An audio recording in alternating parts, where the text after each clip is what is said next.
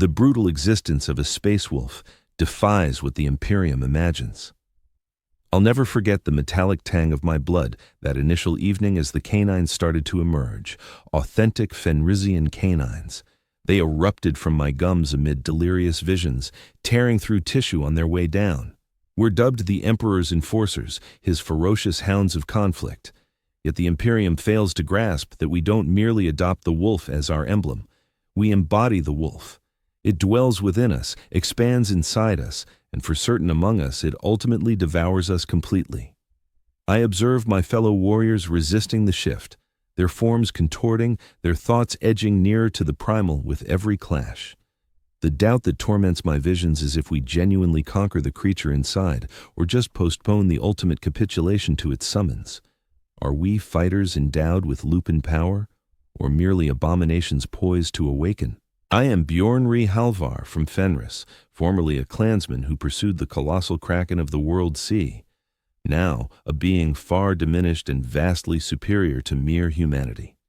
The Allfather has reshaped me in the likeness of Russ, our Primarch. But even Russ bore the untamed essence of our native planet.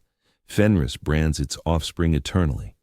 The doubt that torments my visions is if we genuinely conquer the creature inside, or just postpone the ultimate capitulation to its summons. My legend commences, like every space wolf legend, amid frost and carnage, in the ordeals of Asaheim, where youths perish to forge champions. But contrary to the stories recited in the grand halls throughout the Imperium, our metamorphosis holds no triumph, only torment, insanity, and the gradual erosion of all that makes us mortal. The chronicler who documented our mighty company's recent expedition hailed us as legends. He raved about valor and bravery, about primal dignity. I saw him pen these falsehoods with unwavering grip, avoiding our gazes entirely. For had he peered deep and comprehended our essence amid the fray's fury, he would have inscribed solely of fiends. The fang ascends from Fenris's crust like a lance piercing the heavens. It became my dwelling, though, the quote-zero, might soften the reality of a bastion abbey hewn from a glacier and rock colossus. I recall positioning myself at the foot of that sheer edifice, my tribal garb shredded, my frame shattered from the test that had felled a century of fellow hopefuls. I was 12 standard years of age, though on Fenris with its brutal revolutions, I'd endured just 3 seasons of cold. 3 seasons sufficed to grasp that endurance demanded ferocity. The wolf priests described the alteration as a renewal. But what confronted me was no genesis, rather a deliberate dismantling. They would dismantle the youth from the frozen wastes and reconstruct him into an instrument of war. The helix, they termed it, the hallowed gene seed from Russ himself. Yet gene seed sounds too sterile for the force that assaulted my form. It was an infection of might and rage, reshaping the Emperor's blueprint for mankind. The frail cannot endure the shift. The wolf priest warned us, his visage a labyrinth of ceremonial markings and time-worn furrows. Invoke the ancient sire that you avoid their fate. We offered no invocations. Offspring of Fenris do not plead, not even to deities. Rather, we bared our teeth in rebellion against oblivion, even as it seized 2 hopefuls that same dusk. Their frames repelled the genetic alterations, their innards dissolving as the Canis helix probed their spirits and deemed them unfit. Their wails linger sharpest in my mind, not for their pitch or anguish, but for how swiftly they morphed from mortal pleas to feral roars. Even in demise, the lupine stirred. The right chamber, deep under the fang, predated comprehension itself, its surfaces etched with glyphs whose secrets eluded even the most venerable wolf priests. They herded us there, bound not by iron, but by ice-stiffened sinew and terror-frozen resolve. 20 remnants from the initial 300 candidates, 20 ashen, marred figures sprawled on lithic platforms, ancient beyond the Imperium's span. Blood summons blood, chanted the wolf priest as he prowled among us, a ritual blade clutched in his calloused palm. The blood of Russ beckons the deserving. The blade was archaic iron, not the finely wrought energy arms borne by seasoned comrades in arms. This ceremony demanded primordial, rougher implements. He incised my torso with robotic exactness, the agony searing, yet oddly remote, as though afflicting another. Within the gash, he inserted a tiny phial of fluid that scorched like the fiercest corrosive. "Imbibe from the chalice of fury," he murmured while advancing to the subsequent candidate. "Imbibe profoundly." What ensued was no evolution, but obliteration. My skeleton fractured and remolded. My vitals faltered and yielded to synthetic nodes and backup mechanisms. My bloodstream surged hotly as the canis helix, the lupin gene seed of Russ, swept through me like a surge of liquid fire. No mortal psyche can endure such torment. It collapses, withdraws into that emptiness, yielding to something primal, something feral, teeth and talons, coupled with an insatiable craving. It prowled around the edges of my mind, probing the limits of who I was, probing for any fractures. "Resist it," a rough voice murmured close to my ear, even though nobody was positioned next to my platform. "Resist it, yet don't deny it outright. Deniers of the wolf perish, while those who yield completely turn into the wanderers. Locate that slim root in the midst." Time lost all meaning in those hours. Agony formed its own cosmos, swelling and shrinking with every labored inhale. My perceptions, honed to unnatural acuity from years chasing game through Fenrisian shadows, turned into torrents of data. I detected the acrid perspiration of the candidate 10 platforms distant. I caught the strained pounding of his dual hearts as they fought to sync their beat. 13 made it through the first shift. 7 corpses went up in holy flames, their remains dispersed on Asaheim's gales to feed back their vigor to the realm that spawned them. We 13 had shed our humanity, yet we weren't fully space wolves either. We lingered in that agonizing limbo, forms altered, but thoughts lagging behind our fresh state. "The time for the blood rite arrives," declared the wolf priest once we managed to rise straight again. "Now we'll learn if the wolf welcomes you into the group." They led us to Fenaris's exterior, onto an expansive frozen expanse where the northern lights streaked the darkness with emerald and sapphire hues. The chill struck my exposed flesh like a solid strike, yet that ache sharpened my focus after the delirium of the change. I gazed at my companions, observing them properly for the initial time since the ceremony started. We had evolved, growing taller and wider, our frames woven with impossibly thick sinew. But our gazes revealed the true scope of our metamorphosis. Gone were the eyes of mortals, replaced by golden-ringed pupils of hunters, lupine stares peering from mortal visages. The wolf priest embedded 13 lances into the frost ahead of us, basic tools capped with fangs from Fenrisian predators. Next to the lances sat 13 outfits of rough plating, crafted from pelts of those identical creatures. Quote 5, he ordered. Quote Laroil 6. The cries erupted as the last rays of sunlight vanished beyond Fenris's towering peaks. Not echoes from people mimicking animals, but authentic summons from authentic Fenrisian wolves, colossal beings capable of ripping a standard person apart effortlessly. They advanced toward us. The wolf priest had called the group, and now we'd either integrate or serve as their quarry. Quote 7. The wolf priest warned while withdrawing to the faint shape of a transport in the distance. Quote 8. Then solitude enveloped us. 13 altered youths gripping lances on a glacial stretch, with predator wails resounding over the flatland. That evening lingers in my recollections as fragmented visions, akin to a shattered recording stuttering through the gloom. The initial wolf that targeted me bore scars. Its haunches reached my torso's level, even with my height and stature. Its teeth gleamed as stained bone blades, its exhalations mist in the icy atmosphere. I recall lifting my lance, the drills from candidate ordeals steering my actions. Yet another force steered me as well, something buried and instinctual beyond any battle manual. The inner beast acknowledged the outer one, and from that acknowledgement sprang insight. I didn't battle like a mortal fighter wielding a shaft. I clashed like a wolf engages, with utter dedication and zero thought of withdrawal. As the creature pounced, I charged to intercept, slamming my form against its bulk while twisting my lance into the tender area under its muzzle. Warm gore splashed over my features and torso, solidifying at once in Fenris's freeze. Its flavor stirred a force inside me.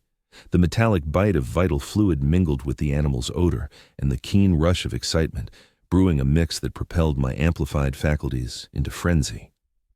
I discovered myself growling, lips curling from extending fangs as I yanked the lance out and braced for the subsequent foe. They arrived in surges. These wolves weren't brainless fiends but organized stalkers, gauging our endurance and determination.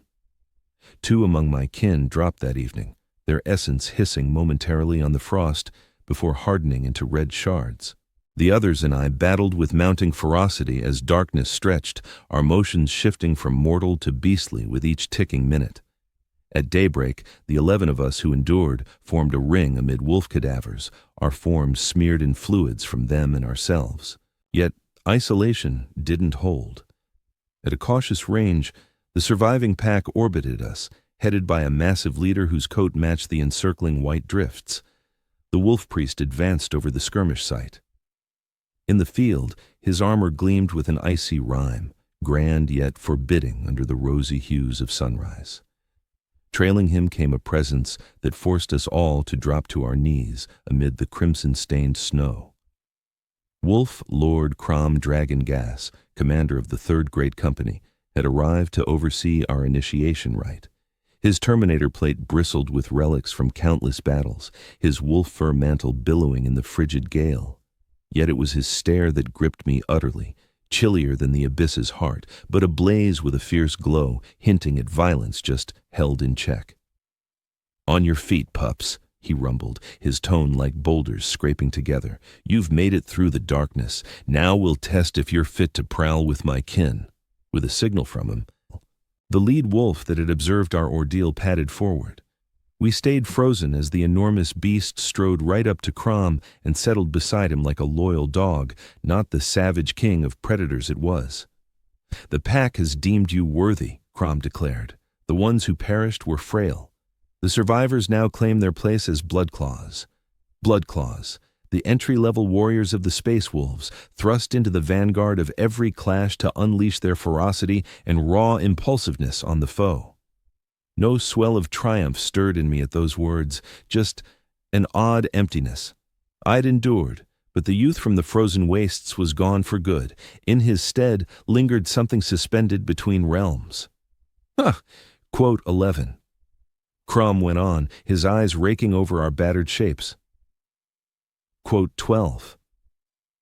That day they bestowed our fresh titles. The name from my mortal birth faded away. I became merely Bjornrish, Bloodclaw under Crom of Dragon Gas's Great Company, my essence reduced to a mere instrument of battle. As escorts guided us toward the Fang, I looked back at the frosted expanse of our trial. Servitors were already gathering the remains of the defeated, both lupin and hopeful. Their lifeblood had blended on the surface, impossible to tell apart. Right then, I grasped a core reality of my transformation. We're dubbed the Space Wolves, but the label runs deeper than metaphor. The predator stirs in every one of us. Some kin yield to it completely and succumb to the wolfen doom, turning into the horrors we're sworn to slay. Others reject it and pay dearly for the fight. A Space Wolf's way is to recognize the beast, harness its power, yet resist its total pull.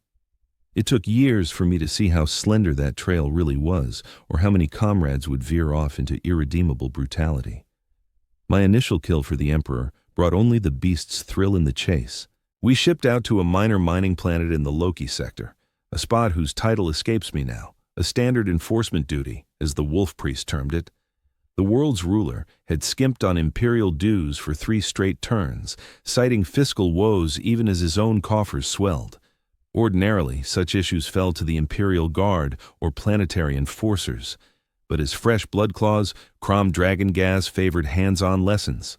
Our task was to set a stark warning, deterring any other systems in the region from such defiance. I recall the heft of my chainsword, the awkward squeeze of power armor against my mending wounds.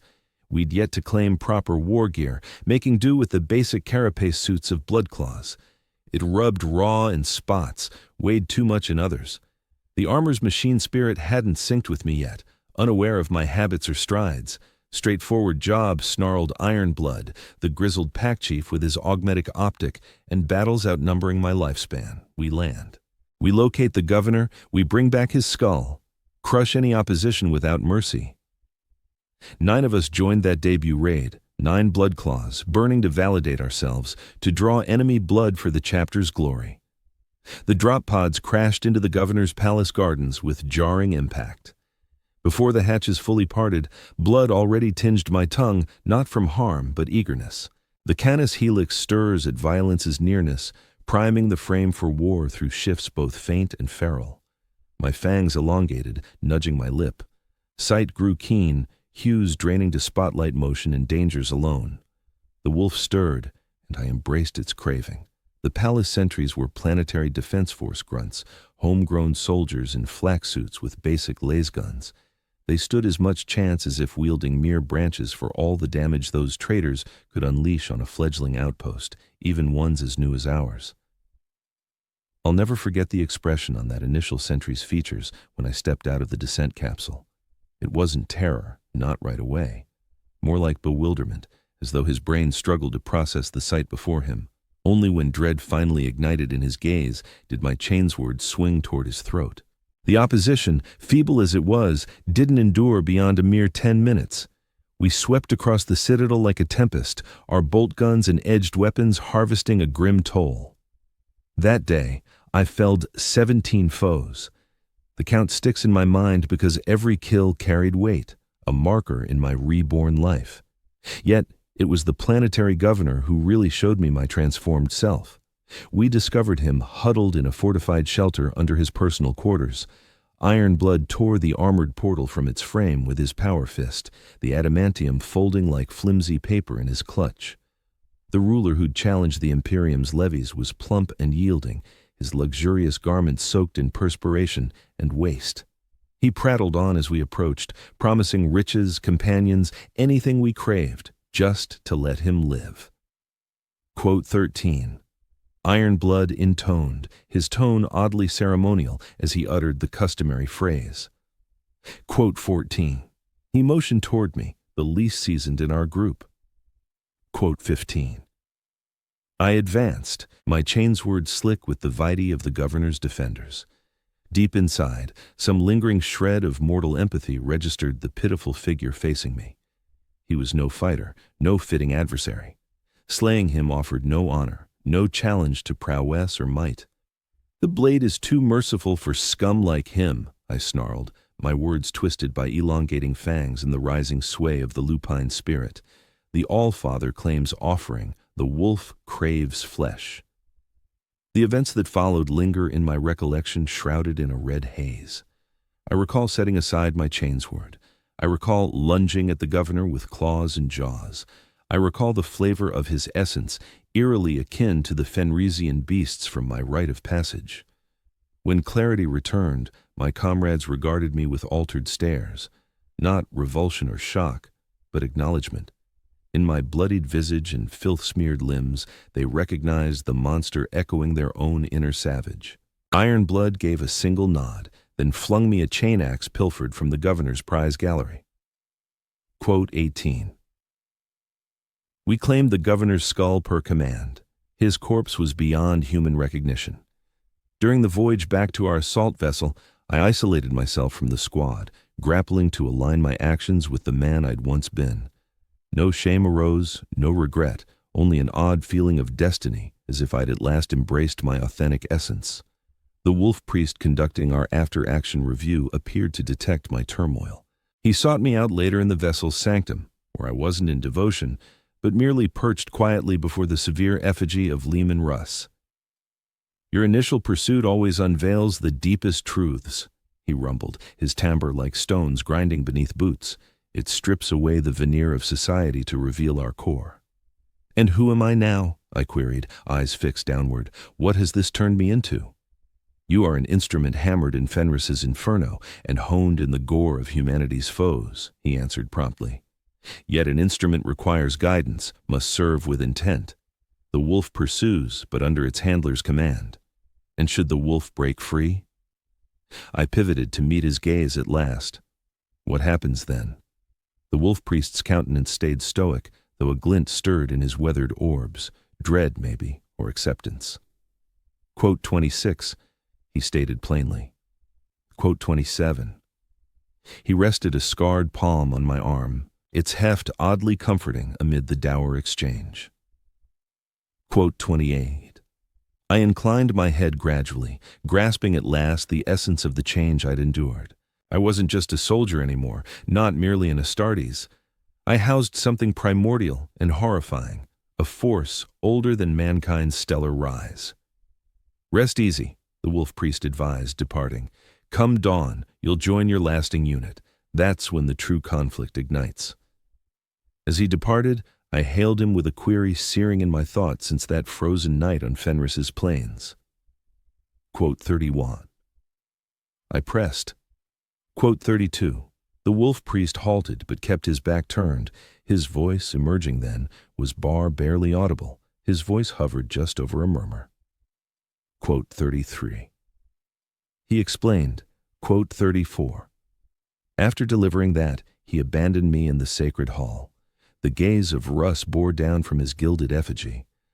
I might have imagined it, but those depicted eyes seemed to mirror the turmoil now surging inside my altered form, the exquisite balance of human and lupine, order against primal fury, restraint versus surrender.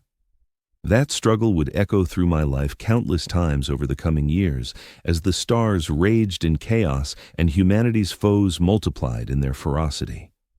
The beast lingered eternally, poised for lapses in resolve, promising power at the price of dominance. In the fury of combat, I'd occasionally yield to that deal. On other occasions, I'd defy its alluring whisper. Yet invariably, the wolf priest's admonition echoed in my mind. The real terror lay not in transforming into monsters while serving the Emperor. The genuine dread was realizing no divide between the monster and our own essence.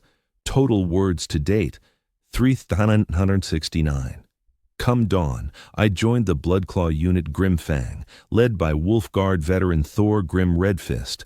Our group included 8 fresh initiates like me, all blooded anew and thirsting for combat. We formed a dangerous mix of amplified might, scant battlefield wisdom, and the relentless grip of the Canis Helix, reshaping our thoughts and physiques bit by bit. Quote 35. Thor Grim told us in the weapons vault while we donned our battle kit. His visage bore the marks of countless old wounds, like a chart of forgotten paths. One optic had been swapped for a crimson mechanical implant that hummed and ticked as it sharpened its sight. Quote 36. He strode among us, his Terminator plating turning every footfall into a booming proclamation of authority. Hydraulic systems whirred with his motion, the veteran alloy panels etched with symbols and charms gathered across ages of duty. Thorgrim was ancient, even among the Astartes. Whispers among us novices hinted he'd clashed in the War of the Beast, but no one had the nerve to probe him on it. You are part of Pack Grimfang from this day, he went on. Your kin form your backbone, your kin form your bulwark. Solitary hunters perish, but the unit persists. Keep that in mind once the slaughter begins and the inner predator bays for slaughter. That same day, we claimed our chapter's hues. Space Wolf armor gleams in a rugged gray, echoing Fenrisian stone. As Bloodclaws, our pauldrons bore the emblem of our station, a crimson streak resembling a new gash on the slate backdrop. We weren't allowed yet to festoon our gear with the individual spoils and talismans that bedecked the armor of seasoned comrades. Such distinctions awaited conquests ahead. Every mission would etch its trace on our equipment, narrating our saga of loyalty. In under 7 days, we shipped out for our debut real operation. Reports from the Holther system flagged Xenos incursions at its fringe extraction outposts. Early scans by Imperial Navy scouts pointed to orc meddling, but events had spiraled past their ability to handle. The Wolf Lord personally outlined the mission to the gathered chapter contingent on our assault vessel, the Frostfang. Crummendrag Gay loomed on the elevated platform, his colossal build commanding the chamber, his tones resounding to every ear without aid from speakers. Those verdant vermin have ravaged the Emperor's domains, he snarled, his palm on the hilt of an ice blade, nearly matching a mortal's stature. Quote 40. A tactical projection ignited nearby, mapping Holther's worlds and space facilities. Multiple zones blinked in furious scarlet, marking verified orc infestations. Scouts indicate a budding wire in its early throes, Kromendrag added, indicating the densest cluster of threats. A warlord dubbing himself Grimskull Gutrippa has forged alliances among tribes and dug in on Holther Prime. The Adeptus Mechanicus prizes the manufactorums there. They've called for our aid to safeguard vital machinery from ruin. A grin split his features then. A feral flash of outsized fangs born purely from eagerness for carnage, not mirth. We'll eagerly answer the summons. Russ's heirs boast a rich legacy of cracking orc domes. The scheme was straightforward, true to Space Wolf tactics. As the bulk of the chapter force struck the main orc bastion on Holther Prime, Grimfang and a pair of fellow Bloodclaw squads would drop onto the satellite refineries, where lesser orc bands plundered resources and gear. Your mission.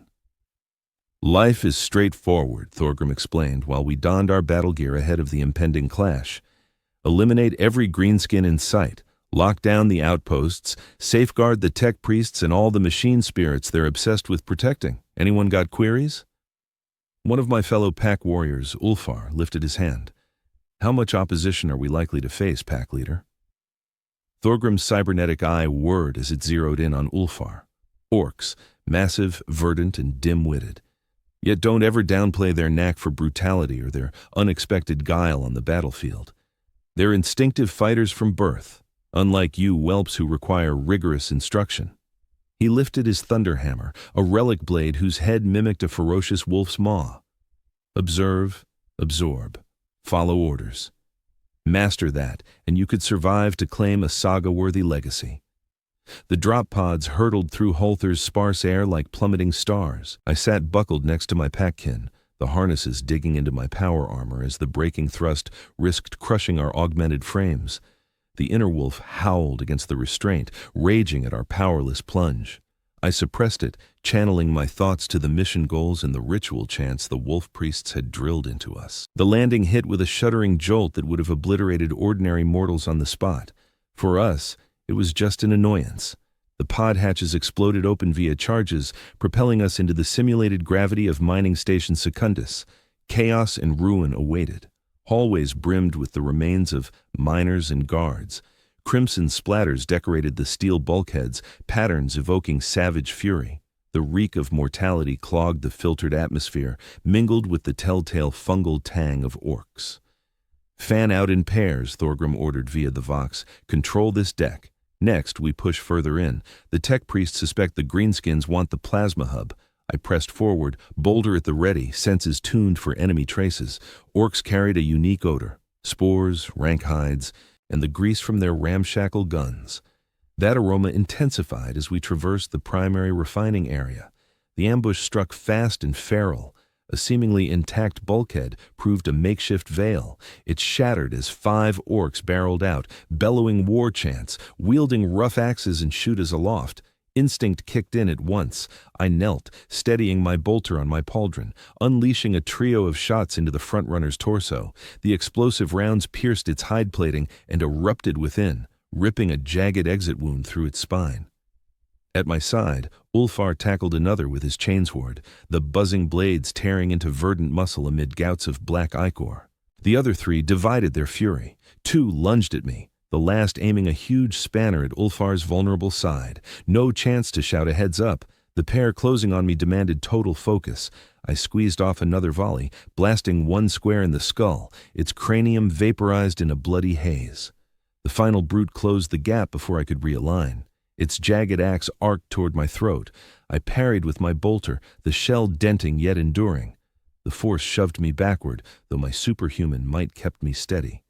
In my offhand, I yanked free my fighting blade, jamming it up into the tender spot under the orc's mandible. The creature bellowed in agony and wrath, its thick, scorching gore drenching my armored fist. But it refused to drop. Orcs were infamously resilient. Their alien biology let them endure injuries lethal to any baseline human. The wolf awakened. Amid my rising ire and the pressing threat, my fangs elongated, a primal snarl rumbling from my core, unrelated to the comms. Fueled by the Canis helix surge, I wrenched the knife, slashing laterally to almost decapitate the beast. As it toppled, I spun to assess Ulfar. He'd felled his first foe, but now wrestled the third in a brutal power struggle, their forms intertwined in a test of might. Despite his Astartes enhancements, Ulfar faltered. The orc had him slammed against a refinery console, the spanner barred across his windpipe. I leveled my bolter, but no clean line existed. They were too intertwined, and errant fire could wreck vital equipment.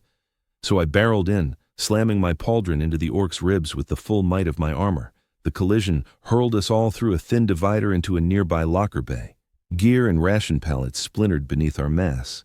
The orc's hold on the tool slackened, and Ulfar, for a fleeting instant, dazed foes slumped aside from the fray. Now, only the orc and I remained, squared off in the cramped confines of the storage chamber. It leered, exposing rough iron dentures set into its emerald jaws, and snatched up a serrated shard of metal splintered from a nearby crate. Quote 44. It roared, the classic greenskin war howl reverberating off the tight walls. Quote 45. My bolter had vanished in the earlier clash. The blade I'd plunged into the last orc's neck was still lodged there, useless. I stood weaponless before a brute whose raw power matched my augmented might, yet the wolf viewed this not as a setback, but as fresh quarry in the endless pursuit. My sight narrowed, periphery fading as the Canis helix surged through my veins, pumping in aggression boosters. Moments stretched out as the orc charged with its makeshift blade. I dodged with speed beyond even my post-human swiftness and clamped down on its arm at the wrist. A brutal wrench shattered the bones, eliciting a bellow of agony from the scaly hide. But Greenskins never yielded or fled. Its good fist whipped around in a wild swing that could have severed a baseline man's head clean off.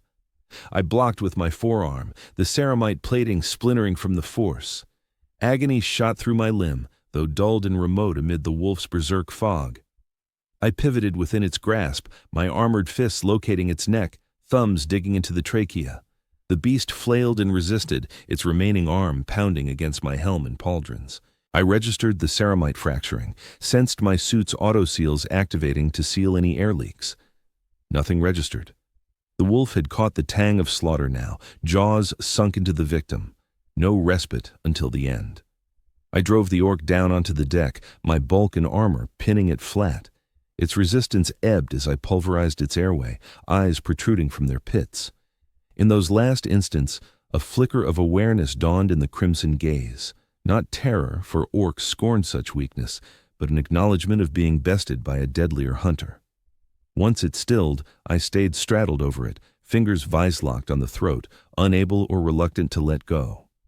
Only Olar hauling me back snapped the lethal daze. Quote 46. He intoned, his words metallic via the vox emitter. Quote 47. I glanced at the orc's corpse, then at my gauntlets, slick with its black ichor and bits of verdant flesh. The wolf ebbed away gradually, grudgingly, abandoning me, trembling from the crash of stims and the helix's primal fury. More inbound. Thorim's alert buzzed across the Vox.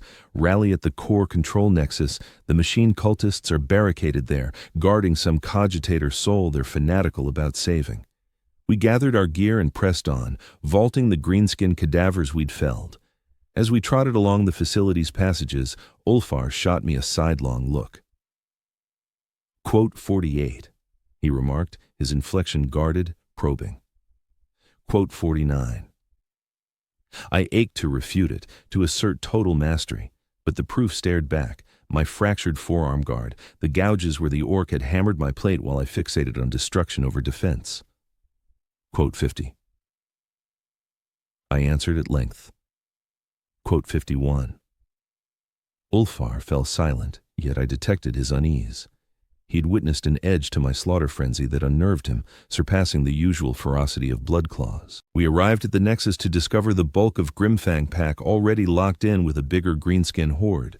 The Xenos had smashed through the reinforced portals and swarmed the round vault where 3 cowled tech priests formed a bulwark around a radiant stasis vault. Thorgrim waded deepest into the storm, his thunderhammer unleashing ruinous blasts per strike, hurling orc remains in mangled piles. The rest of the Bloodclaws unleashed their trademark frenzy, Chain blades whirring and bolt guns thundering in a thunderous storm of carnage, we plunged in without pause, bolstering the assault with our firepower. The clash devolved into a chaotic whirl of limbs, gore, and savagery. I unleashed my bolter's fury into the teeming orc mass. Every explosive shell struck home amid the jammed ranks. Once the mag emptied, I drew my fighting knife anew from the prior fight. The grind of battle erased all sense of time. Each instant boiled down to spotting dangers and eliminating them. A greenskin lugging a shoddy Prometheum thrower closing on a wounded squadmate, a hulking knob bossing around lesser boys with broad sweeps of its energy talon. A gaggle of grots trying to circle wide and hit the priests. I flowed from peril to peril, my moves shaped by doctrine yet powered, driven by the savage urge of the lupin beast within. The blade gripped in my fist felt like a mere prolongation of my resolve, slashing through verdant necks and piercing essential innards with ruthless precision. Once the dagger's edge broke apart against the robust cranium of an especially massive greenskin, I pressed on using armored knuckles and elongated canines that had thrust forth amid the frenzy of combat. "Secure the cargo," Thor Grimm commanded via the Vox as the final orc toppled. "The tech priests report additional greenskins approaching. We head to extraction point Alpha." At once, I moved toward the tech priests, their crimson garments now marred by the deeper hues of Xeno's gore. The foremost one, his features a tangle of cybernetics and cables, pointed to the stasis chamber. "The data core must arrive at Holther Prime undamaged," he droned in a robotic cadence. "Its contents are beyond replacement." Thor Grimm gave a sharp nod. "Pack Grimfang guarantees its transport, ready for swift departure." As we established a defensive perimeter around the tech priests and their vital load, I noticed Thor Grimm observing me intently. His mechanical optic whirred while it examined my gore-soaked plate and the uncovered portion of my visage where my helm had cracked during the melee. "You battled fiercely today, whelp," he remarked, his tone meant solely for me. "Maybe excessively so. The wolf claims you with great force."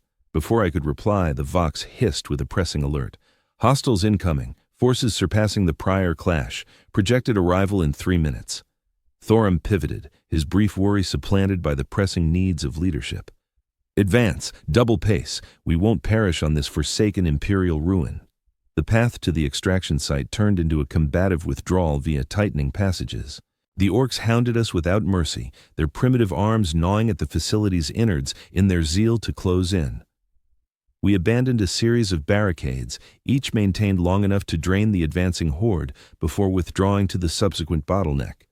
2 packmates perished in the pullback. Joran caught around at his armor's cervical seal. The heavy projectile snapped his vertebrae, overriding his augmented frame. Prof was engulfed by a swarm of orcs bursting from a service conduit.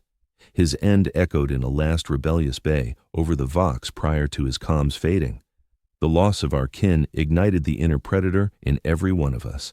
Our withdrawal grew wilder, our reprisals more brutal. Upon arriving at the rendezvous, a hangar bay with a Thunderhawk gunship idling engines primed, we no longer waged war as orderly Astartes.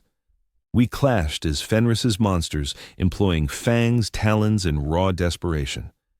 The Thunderhawk's boarding ramp descended, unveiling a wolf priest alongside 2 units of gray hunters, seasoned kin who had tamed the harmony of human and beast. They laid down suppressive barrages while we embarked the tech priests and their invaluable freight aboard the craft. "Make haste, whelps!" the wolf priest bellowed, his Crozius arcing with power as he oversaw the exodus. "The station's core is failing. The orcs have wrecked it irreparably." Thor Grimm boarded last, his colossal Terminator plate shifting with unexpected agility as he retreated up the incline. His thunderhammer whirled in wide sweeps to fend off the chasing orcs. The ramp sealed shut just as he crossed the line. The Thunderhawk's thrusters roared while the aviator initiated an urgent takeoff. We slammed into our safety straps as the vessel banked in a steep, high-gravity maneuver from the outpost. Via the porthole, I observed the space installation shrinking, then erupting into a ball of searing plasma when its power plant gave out. The blast wave struck moments after, jolting the Thunderhawk fiercely, yet inflicting minimal harm. Quote 63. The wolf priest observed, circulating to tend our injuries with expert swiftness. Quote 64. His gaze, timeless and insightful, rested upon my features. Quote 65. I inclined my head but remained mute. The wolf had withdrawn with the cessation of strife, yet it lingered, a specter on the fringes of my awareness. I had savored the essence of conflict's crimson tide, far more intoxicating than any prior life. A fragment of me already yearned for the ensuing chase, the next chance to dissolve into battle's crimson rhythm. The Holoth offensive endured 3 standard months. Pack Grimfang clashed in a dozen further skirmishes, from engagements in the emptiness of orc void behemoths to underground clashes within Holther Prime's excavation shafts. We sacrificed 2 additional brothers, their legacies inscribed into the chapter's tales by the wolf. The gene seed from the fallen was gathered by the priests to sire the next wave of space wolves. When Crom's dragon gaze proclaimed the war over and the sector stabilized, I'd slain more foes than I could precisely tally. My suit carried the marks of endless clashes, while my frame underneath sported new injuries that my augmented regeneration couldn't fully mend without leaving scars. We'd all transformed, me and the other surviving packmates. With every fight, the inner wolf had gained power, its cravings tougher to suppress during the lulls after battles. Back at the Fang, I got called before Iron Priest Jurgen, our great company's guardian of sacred items. His forge was a vast chamber of organized disorder, packed with partially stripped guns, suits in mid-repair, and servitors shuffling aimlessly across the benches. "That plate of yours is an insult," Jurgen rumbled right away, his mechadendrites snapping in clear irritation. "You handle holy battle gear like cheap throwaway junk, not the revered relic it truly is." I remained rigid, silent. Iron Priests were infamous for their fiery moods and their zeal for the chapter's material symbols. To them, a space wolf's harness and blades were like limbs of his dignity, demanding the same reverence as a binding vow. Jurgen prowled around me, his array of eye lenses whirring as they scanned the harm to my armor. Shattered ceramite, damaged energy lines, sealant reserves drained past safe limits. He tisked, the noise strangely organic despite his cybernetic upgrades. "You battle without a thought for your safety or your tools, Bloodclaw." It wasn't phrased as a query, so I stayed mute. He kept examining, now and then barking in Banaric to a floating servo skull that logged his notes. Quote 70 silt. He remarked at last, halting in front of me. Quote 71. He nodded toward a harness on a nearby stand. Unlike the basic kit for a Bloodclaw, this one featured crude fetishes and ornate touches, its panels etched with Fenrisian glyphs for safeguarding and might. Quote 72. Jurgen declared. Quote 73. I stepped closer with deep respect. Inheriting a brother's lost equipment was a profound tribute, affirming I'd risen to carry its storied weight. The armor shone with splendor, a blend of artistry and cutting-edge shielding in every segment. Quote 74. Jurgen cautioned, his voice easing a bit. Quote 75. Scorison Frostbeard's armor molded to me perfectly, as though forged just for my form. Its machine spirit hummed with vigor, alert and yielding, sinking swiftly to my motions and tastes. It settled on me unlike any prior suit, like a remnant of its old owner, sensed a like soul within. Fresh harness meant fresh duties. After the Holer push, Pack Grimfang drew tougher assignments.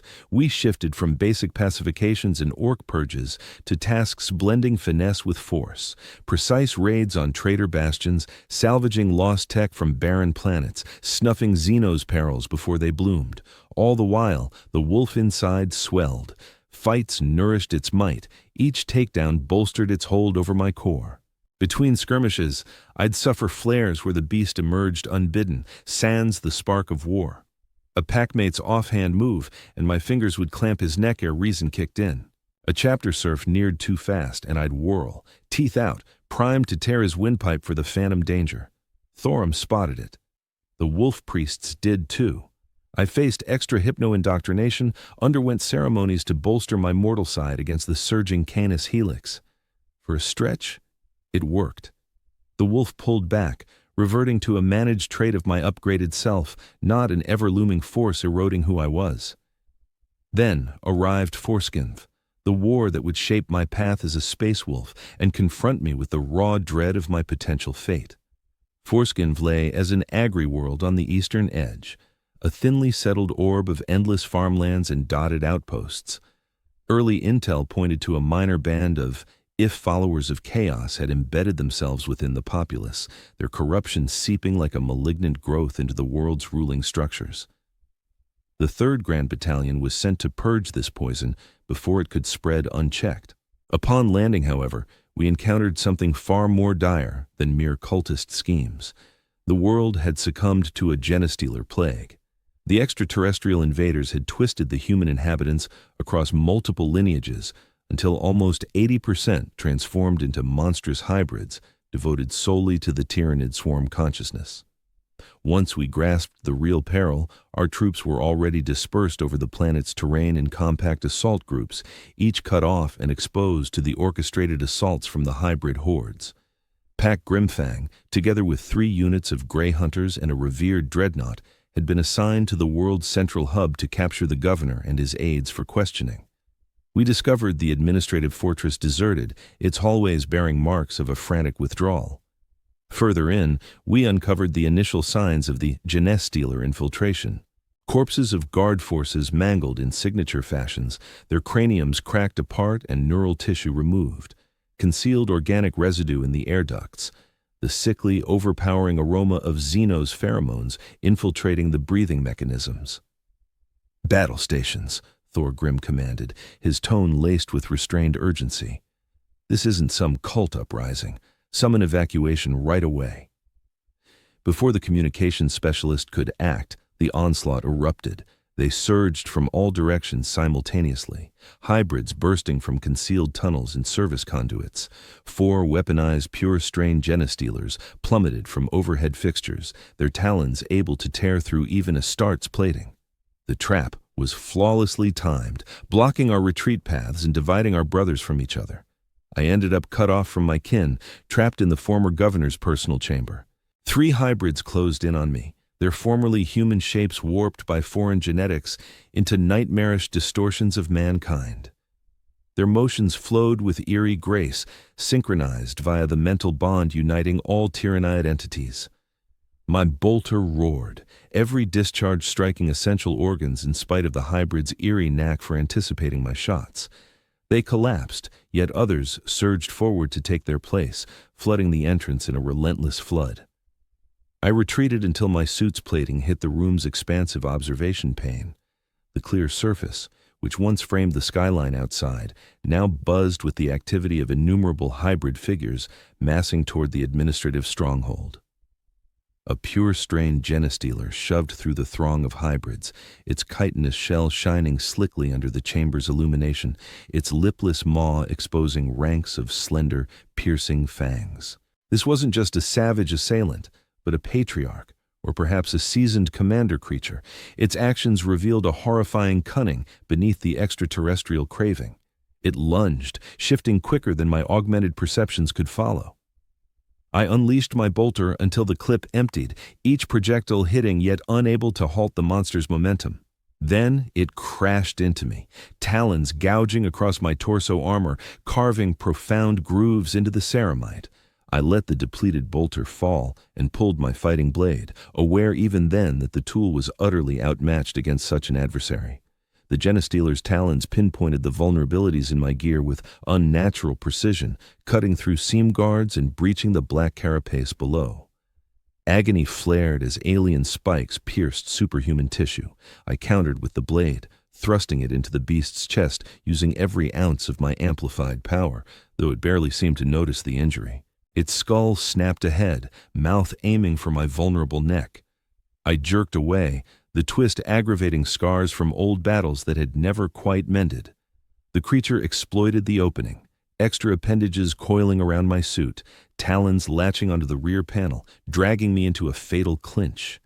In that instant of utter peril, confronting an end that would spell not only my demise but the possible tainting of my gene seed, I yielded to the wolf entirely. Not halfway, not fleetingly, but utterly.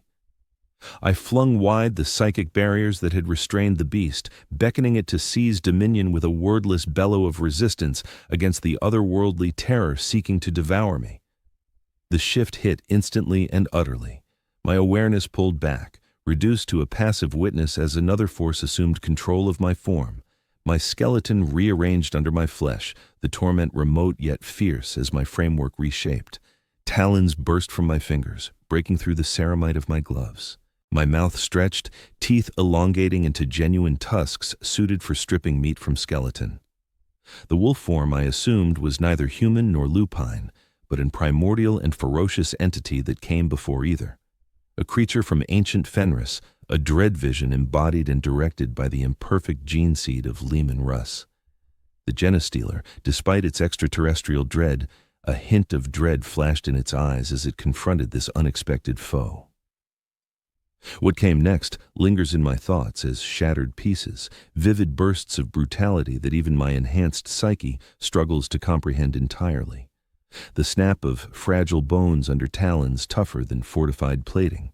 The acrid, synthetic tang of Xenos gore on senses detached from their mortal roots.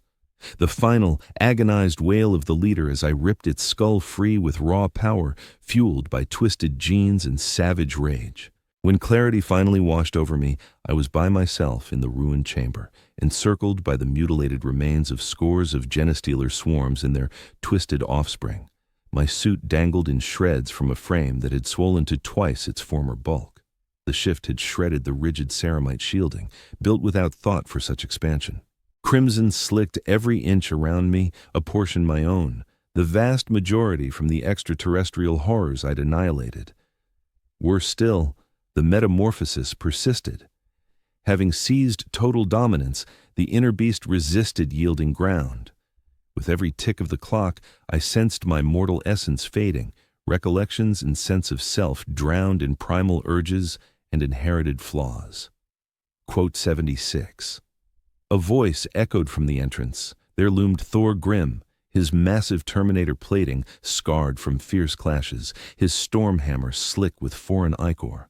At his flank was a wolf priest, gripping his ceremonial rod poised for action, its aura pulsing with restrained energy. I pivoted toward them, a guttural rumble rising from vocal cords twisted beyond speech. Deep down, a faint recognition stirred. They were kin, allies of the pack, but the predator viewed only intruders nearing its fresh slaughter site. I sank into a predatory stance, talons scoring deep lines into the polished stone below.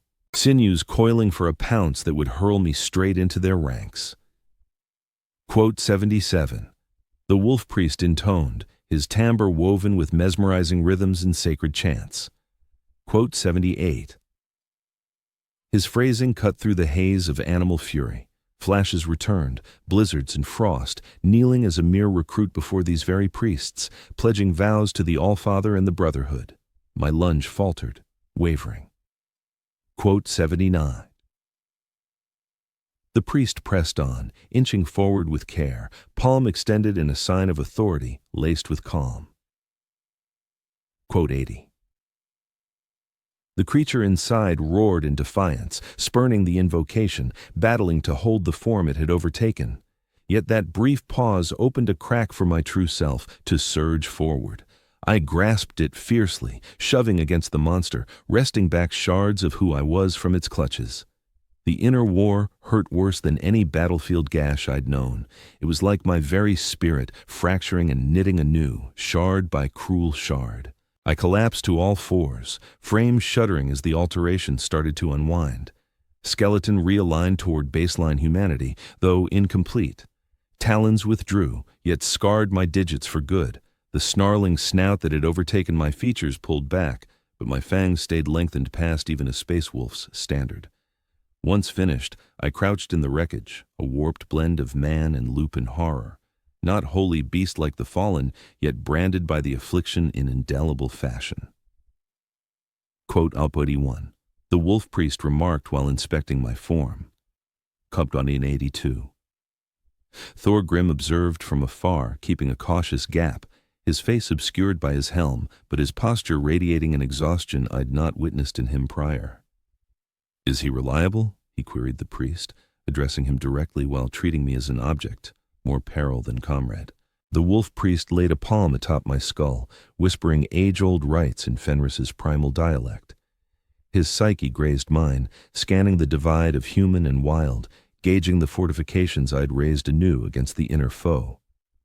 For the present, he concluded at last, yet he'll demand vigilant watch. The blight has etched him profoundly. That very day, they pulled me from Forskenvi's chaos, benching me from the fray as the full warband pressed on with eradicating the Genestealer plague. The gear shattered in my evolution got recast from the forge's flames. My arms bore sacred ablutions. My altered physique, scarred eternally by the ordeal, drew relentless study from the wolf priests. Over 6 months, I endured sessions of mind-shaping hypnosis, sacred cleansings, and mental fortification drills. They couldn't erase the lupin stain, the wolf priest clarified.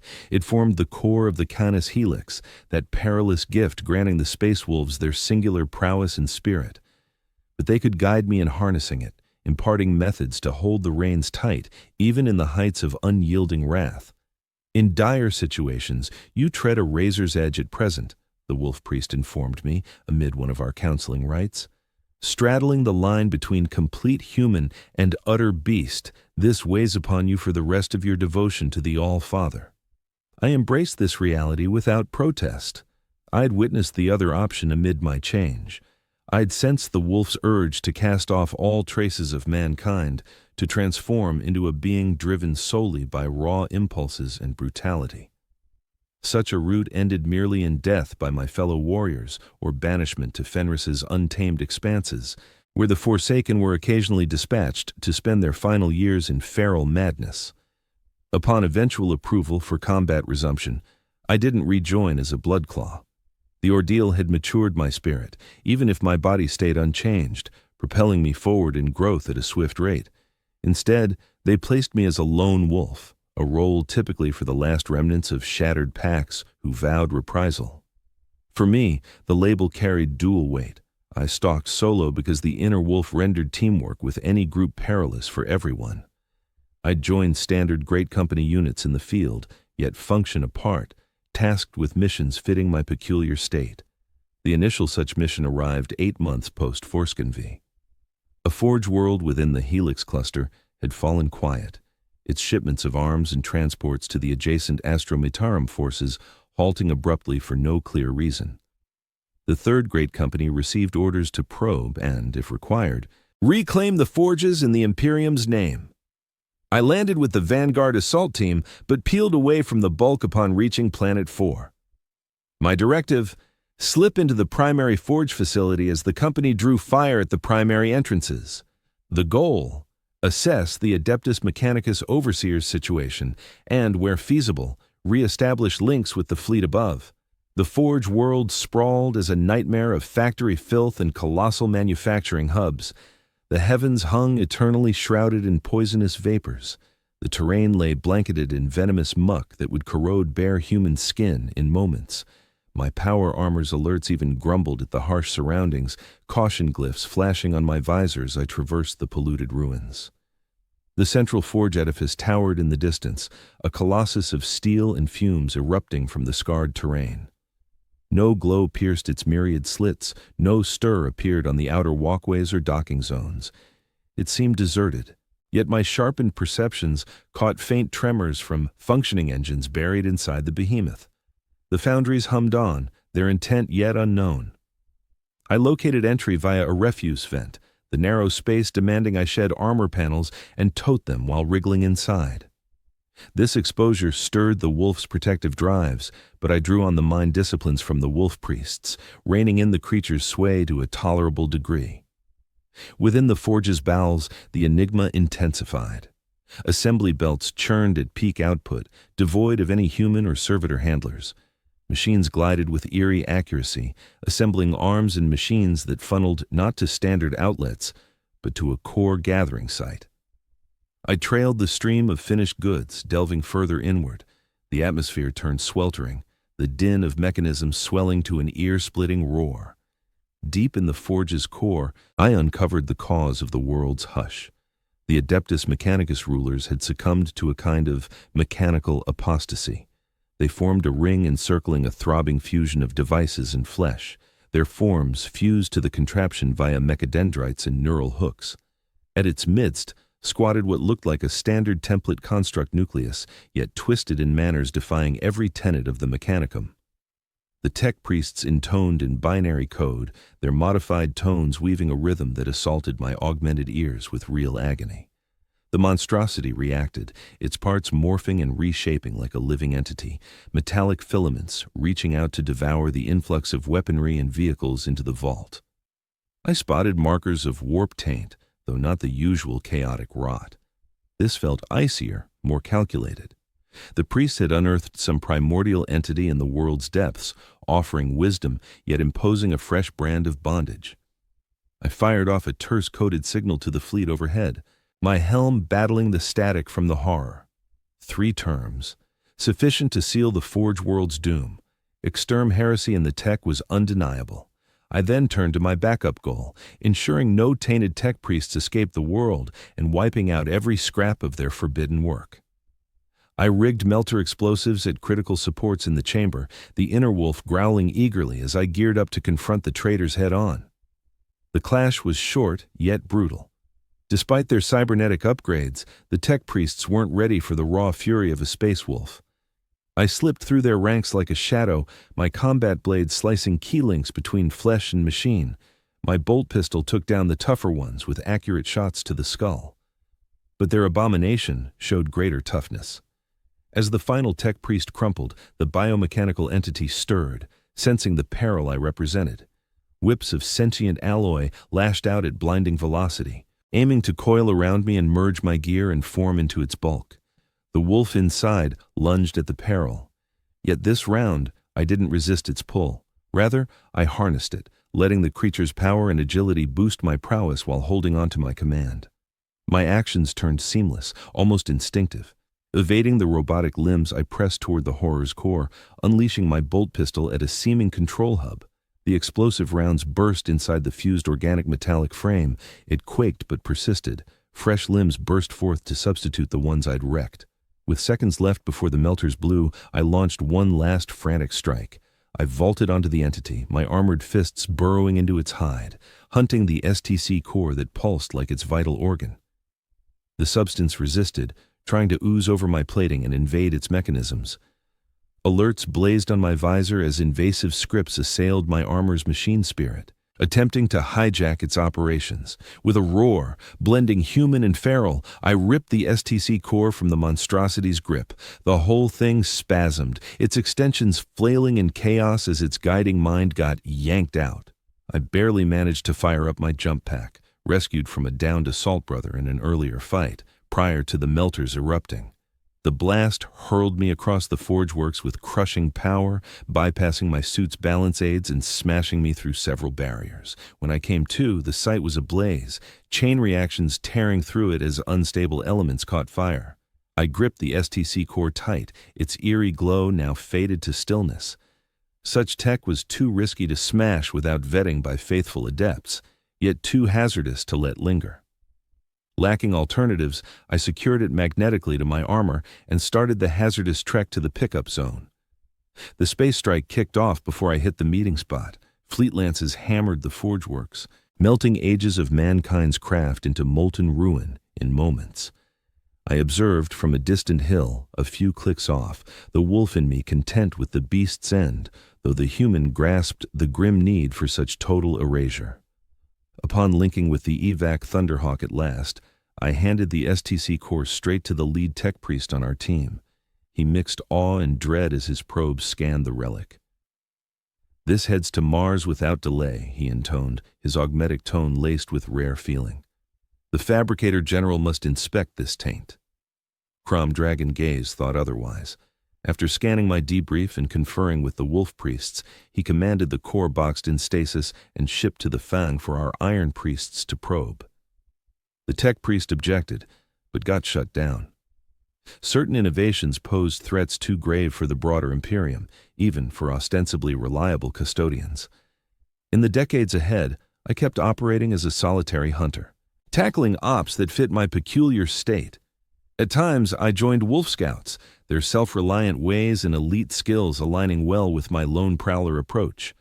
Other missions saw me bolted to great company charges as a vanguard breaker, aimed at foes' soft spots and loosed like a guided blade. Throughout, the tug of war between human reason and animal drive stayed my endless battle. Post every war, every takedown, the wolf swelled bolder, more pressing in its urges. The rites and mind tricks from the wolf priests lost potency over the years. Clear-headed stretches shortened, fits of animal fury hit more often and proved harder to rein in. On in Midgard's reach, I cut down a group of traitor guardsmen who'd already given up and dropped their weapons. The inner wolf wouldn't accept the idea of mercy. During the space skirmish above Thantos 4th, I abandoned my position to chase after a retreating foe ship, defying commands straight from Wolf Lord Crom. On the third cleansing of Garas, I tracked a dark Eldar Archon through the Underhive for 3 full days, ignoring hunger, thirst, and rest in my relentless hunt. Following every such breach, the wolf priests would impose fresh conditioning on me, strengthening the mental walls separating human from animal. Yet, we all knew the reality, even if no one dared voice it. The curse was gradually overtaking me, an unstoppable force. In time, the wolf would prevail. The conclusion arrived 274 years after my entry into the chapter. Our forces were sent to the death world known as Tertius GMA, a realm locked in endless dusk amid thick flesh-eating foliage. Reports indicated a chaos warband had set up camp there, turning it into a launch pad for assaults on adjacent Imperial planets. I was inserted 2 weeks before the primary assault, charged with finding the enemy's lair and gauging their numbers. The assignment seemed routine, like countless others I'd handled, but Tertius GMA concealed mysteries far worse than the chaos incursion. The world felt fundamentally off in ways I could barely describe in my dispatches. Plants reacted to motion with eerie intent, as if alive and aware. Local creatures behaved in patterns that mocked natural selection. The very air hummed with faint murmurs just beyond hearing. By the 11th day, I'd pinpointed the Chaos Outpost, a vast complex centered on what looked like an ancient alien ruin. The warband numbered around 200 tainted Astartes, mostly word-bearers, backed by thousands of cultists and twisted thralls. They were digging near the Xeno edifice, unearthing relics that throbbed with sinister power, visible even from afar. While spying on them from hiding, I sensed eyes upon me, not from the oblivious chaos troops, but from something different, an old, enduring force that had lain dormant under the ground until the word-bearer's work roused it. That evening, as I compiled my last intel summary ahead of the great company's descent, it reached out, not with speech, but through vivid scenes and feelings forced into my thoughts.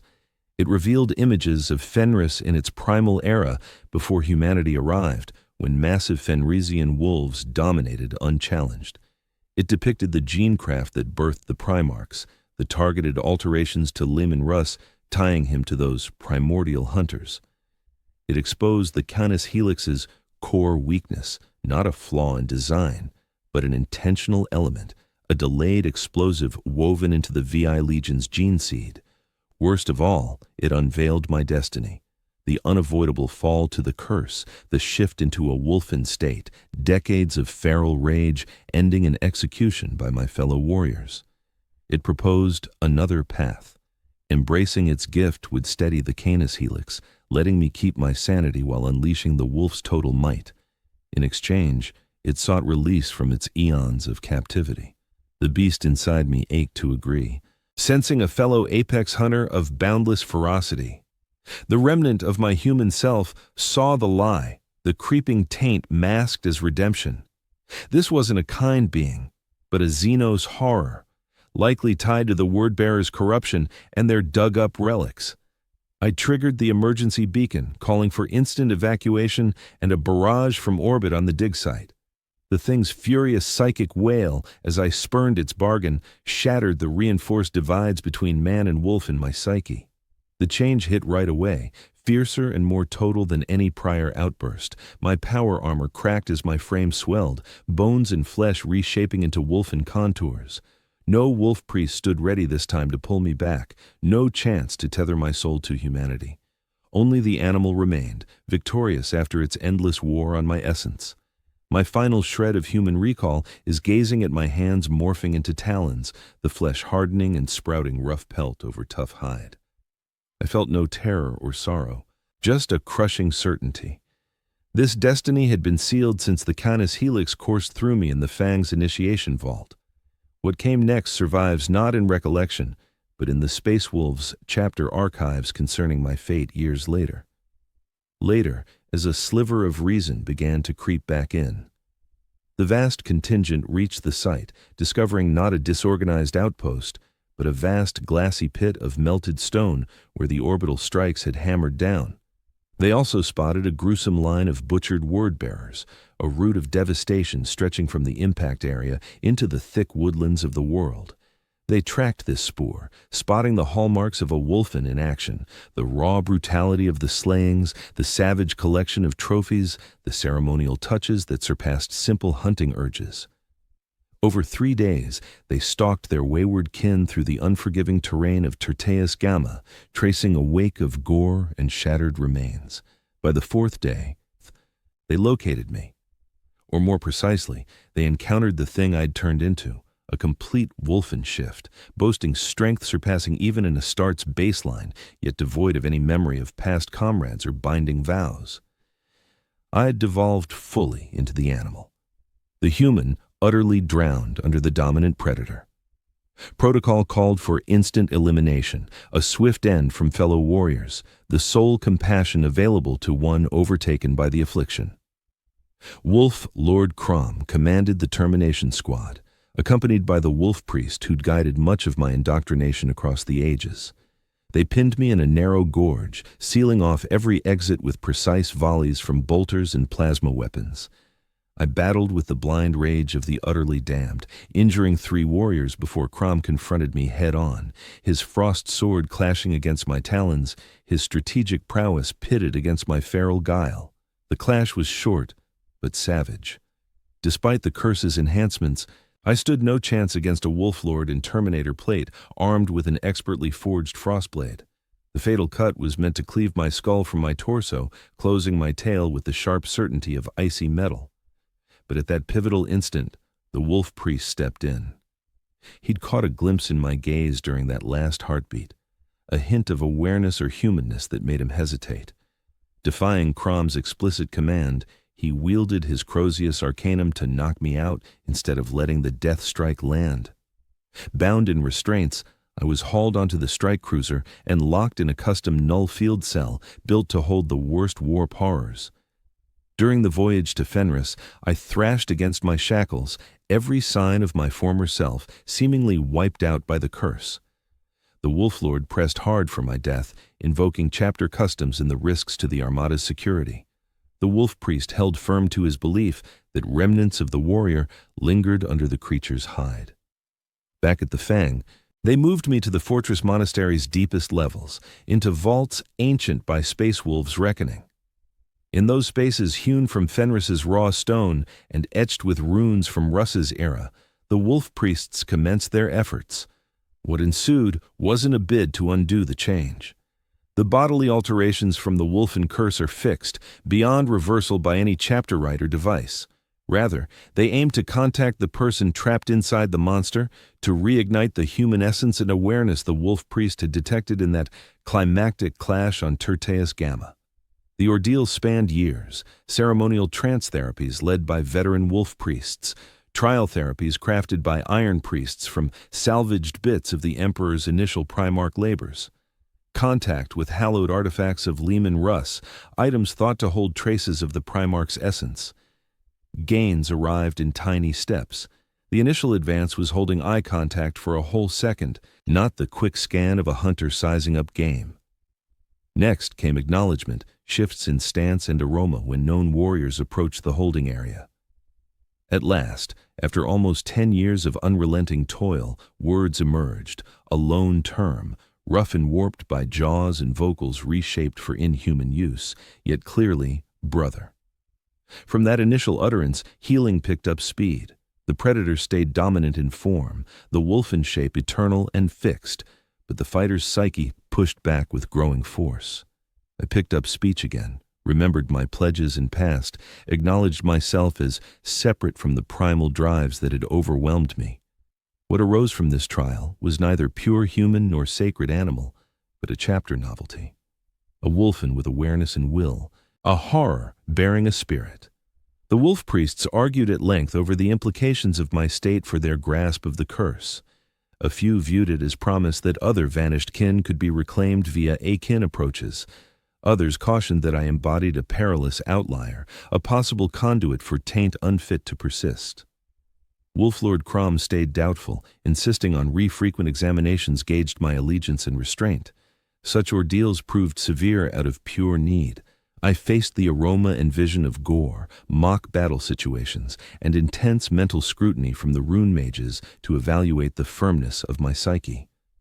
Despite everything, the fragile equilibrium I'd forged endured, albeit frequently by the slimmest threads. Following 15 years locked away and under scrutiny, a verdict emerged about my destiny. Execution, the usual penalty for curse victims, was spared me. Nor could I return to active duty, my state rendering that unfeasible. Rather, the chapter granted me a singular position tailored to my altered nature. I took on the duty of overseeing fallen comrades, protector of the vault buried in the Fang's depths, housing those midway through the lupine shift. Not entirely gone, yet irretrievable by standard methods, these fellow fighters linger in a liminal phase betwixt human and monster. Deemed too precious to slay, too risky for routine missions, they embody the Order's most hidden disgrace. My changed form lets me connect with these kin in manners inaccessible to ordinary Astartes.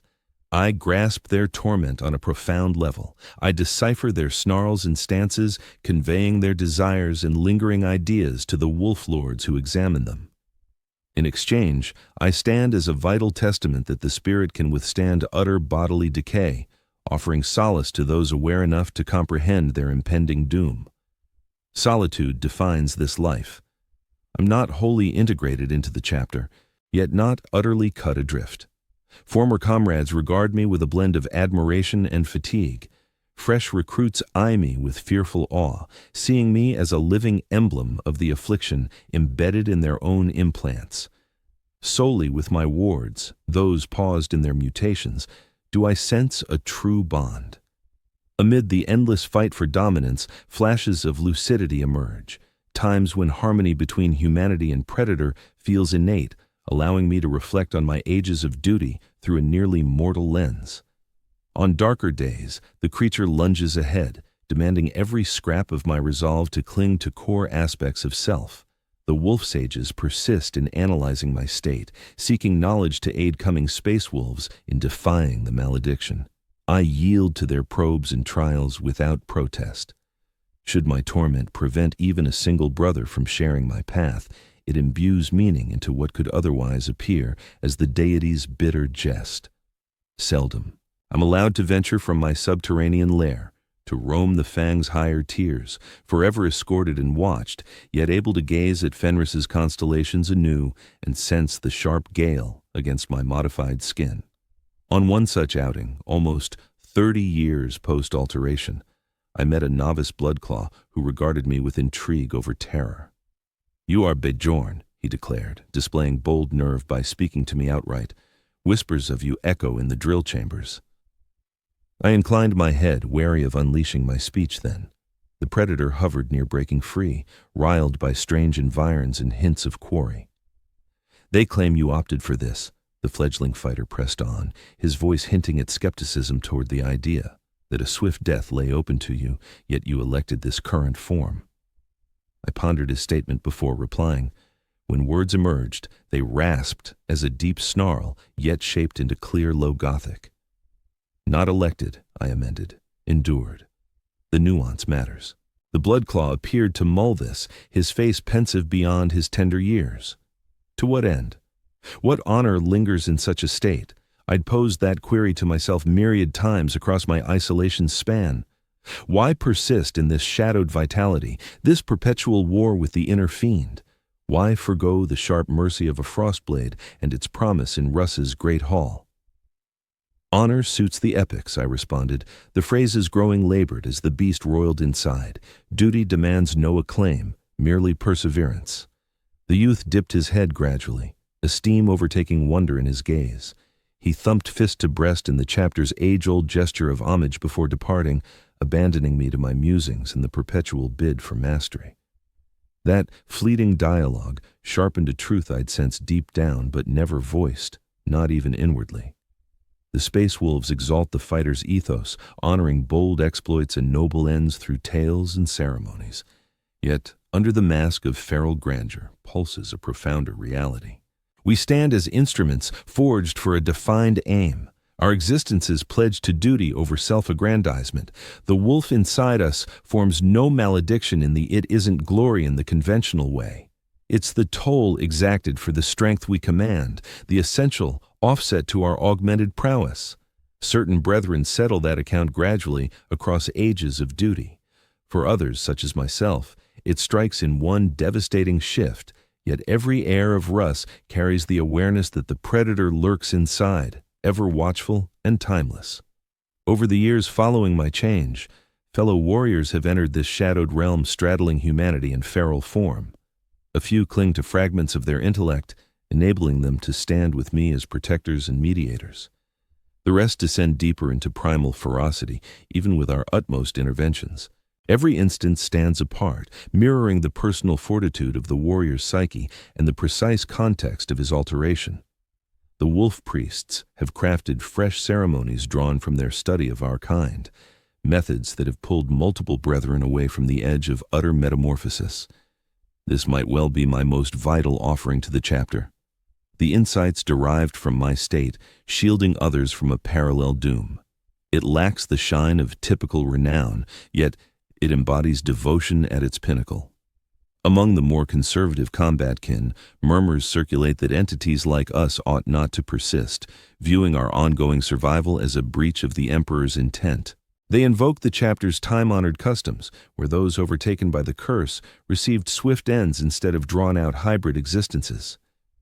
In my bleaker hours, I occasionally nod to their view. But then the counsel of the wolf priest who rescued me amid that gore-drenched clash on Terteus Gamma returns to mind. The genuine trial for a son of Russ, he confided to me much later, lies not in the splendor of his combat or the dignity of his passing. Rather, it resides in how he shoulders the weight imposed by his gene seed, his brethren, and his vow to the All-Father. Judged by that standard, I may not have faltered beyond repair. I persist. I contribute. The lupine force inside me surges with might, probing the limits of my restraint ceaselessly, yet it no longer dominates without contest. We dwell in endless contention, with neither faction securing total dominance. This, I now hold, captures the essence of the Space Wolves. Far from the valiant barbarians portrayed in imperial tales, or the feral hordes dreaded by foes, we are fighters ensnared in the unending clash of rational thought and primal urge. We harness the wolf's vigor, but yielding wholly to its summons is forbidden. The curse merely stands as the starkest sign of this inner war, the bodily embodiment of a turmoil that ignites in every son of Russ the instant the Canis helix courses through his veins. Those who sustain the equilibrium rise as chapter legends, their deeds etched into epics that survive beyond their flesh. Those who falter turn into warnings, or, in my case, enduring emblems of defeat's cost. Still, service lingers even in downfall. Purpose persists even amid change. This eludes the grasp of outsiders regarding the Space Wolves. Our wildness holds intent. Our rage channels direction. Even in our rawest state, we function as the Emperor's instruments, forged for a defined role and committed to its execution. I shall probably never taste the thrill of frontline combat in a grand company charge again. The bond of the pack or the quiet fulfillment of a successful pursuit will elude me forever. My life unfolds now amid constraints and unceasing watchfulness over the creature cohabiting my form. Yet, I persist. I fulfill my role uniquely. I stay a son of Russ, a fighter of the Fang. The wolf inside growls its timeless defiance, and daily I reply with fresh resolve. This weighs as my load, my obligation, my reason, not acclaim but allegiance, not feral grace but steadfast resilience. In the depths below the fang, surrounded by kin at differing points of shift, I've discovered a measure of serenity in this realization. We embody our creation, nothing more or less. The curse serves not as foe, but as our inherent trait, to be guided rather than vanquished. Bjornri Haldar, former Bloodclaw, former Lone Wolf, now custodian of forsaken brothers. My tale presses on, though it won't echo in the Fang's great halls during revels. My allegiance holds firm, though it manifests in ways no novice would acknowledge or seek. The wolf endures, ravenous and undying within, but it no longer wholly shapes me. This defines being a space wolf. Beyond the acclaim or brutality that strangers perceive, it is the ceaseless battle of man against beast. The load we shoulder, the cost we meet, the loyalty we offer to the Allfather, to the chapter, to humanity at large. Ultimately, endurance may carry its own luster, resilience its own dignity, a soldier's integrity in confronting each dawn as a conquest claimed by willpower over weaponry. I am Bjornri Halvar of Fenris. I am wolf and man, monster and enduring sentinel. I persevere. I fulfill my duty. This will do. It has to suffice. Amid the bleak shadows of the distant tomorrow, renown fades swiftly, yet loyalty endures forever.